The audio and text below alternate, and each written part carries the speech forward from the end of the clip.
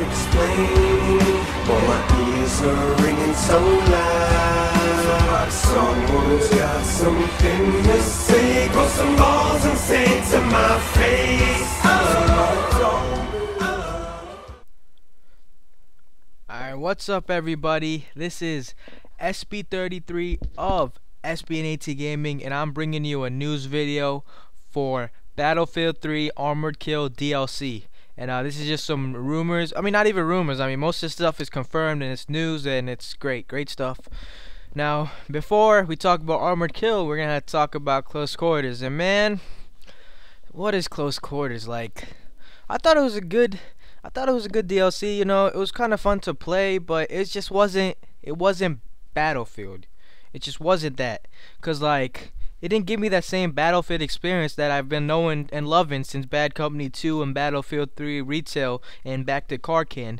You know, there wasn't like those intense moments where you're like, oh my god, there's 5 tickets left. Everyone everyone in the squad is just going crazy, yelling like, give me a revive, give me a revive. Oh my, I need ammo. Sniper support, spot this guy. You know, everyone in the match is going crazy. There's like, the tickets are going down 5, 4, 3. You get that planted, then everyone just goes crazy. You defend that MCOM, and then boom, and that blows up, and you win it for your team. Or you're defending, and the tickets are slowly going down. You see that MCOM being planted, you run, you defuse it last second, and then you win. And that was the Battlefield experience. Now, while Gunmaster of Close Quarters did give you some like intense gameplay, if you're like you had the top kill and you're like in first place, and you see the other person's also in first place and you're trying to fighting to get that last knife kill, sure, that was cool, but it wasn't like that team intensity that you knew and loved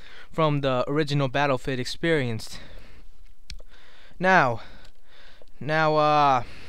so that's Close Quarters. And my phone rings. Every time I do commentary, my phone rings. Alright, we're back. I answered the phone, and it's all good now. Got everything cleared up. And I was just getting it was just getting intense, this commentary, but I guess just bring it right back. Alright, now let's move on to the Armored Kill itself. Now, I saw the trailer, and like, you can look up the trailer if you want. It is just such a beautiful game. Oh my god, when I first saw that trailer, I knew from that second that I saw that trailer that Battlefield was coming back in this expansion pack. Sure, Close Quarters was fun, but this is intense fun. You know, it's like crazy fun. And then there's actually gonna be snow maps now. Like, that's what disappointed me so much about the Battlefield retail maps and all the DLCs that came after the retail. There was no snow maps. I mean, I knew the second in February 2011 when that trailer dropped for Battlefield 3, I knew instantly if they had a snow map on Frostbite 2, oh my god, that would just be so beautiful. Like, sure, like desert maps and water maps, they're good. Island maps, they're good looking, but for me personally, I just think snow maps are just the most beautiful maps you can have in a game, a multiplayer game. Even in Medal of Honor and Bad Company, which are running on the Frostbite 1 engine, or the Frostbite 1.5, whatever it is, even they look beautiful. I mean, how can we forget like that one Nielsen Bay? That was such a nice map in Bad Company 2. So there's actually 4 maps in total. Death Valley, Armored Shield, Abandoned Desert, and Alborz Mountain. I hope I'm pronouncing that right. And yeah, those are the 4 new maps. And now let's move on to the vehicles and guns. Now there's 10 new guns. Exactly what guns are gonna be in there are not known yet, but most likely 2 assault rifles, 2 carbines, 2 LMGs, 2 snipers, and 2 all-kit weapons. So probably 1 SMG and 1 shotgun or something like that. You could probably guess from that. Now that there's gonna be the AC-130, as you might have seen from that trailer. Now this is just amazing. Now the AC-130 itself, like, it's gonna take like, it's like a huge ship. And the AC-130 itself is not flyable, but it could seat up to 4 people, 2 people on cannons and 2 people on anti-air machine gun. And it's gonna take a lot to actually destroy the thing. It's not like just like one jet could lock onto you and just completely kill you.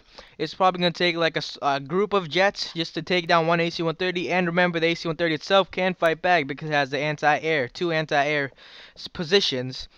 Now it's coming out in September, this map pack. It's going to feature one of the biggest maps in Battlefield, actually the biggest map in Battlefield history, so you gotta look forward to that. There's going to be mobile artillery, which is pretty much like this little tank you drive, but it's made mainly for like artillery strikes and stuff. So you could like park it in the top of some hill and then just like rain down on one area.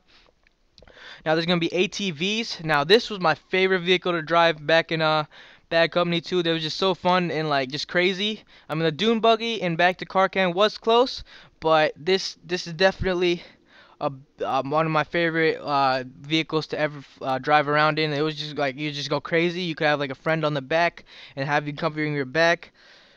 And now there's also going to be a lot different types of tanks. There's going to be two different types of tanks, more light tanks and more heavy tanks, just like different variants of the tanks we know, like the Abrams and the LAV, just like those, but like different variants. There's going to be 20 new upgrades to the vehicle. So like, you know how the tank has like Coke Seal LMG, or it has that like smoke, yeah, well, stuff like that. 20 new upgrades. So 20 new tank upgrades.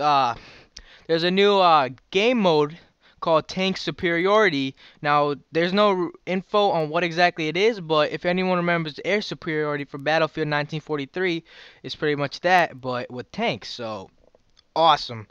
The AC-130 is not flown, as we discussed, but it has 4 people to cover it. So, it can be taken down, and the way you actually get the AC-130 is, I'm guessing there's a new game mode where you take control of a point, and whichever side has the control of that point, actually is the one that gets to access the AC-130 itself. So, just make sure you're that team, or you do not get an AC-130.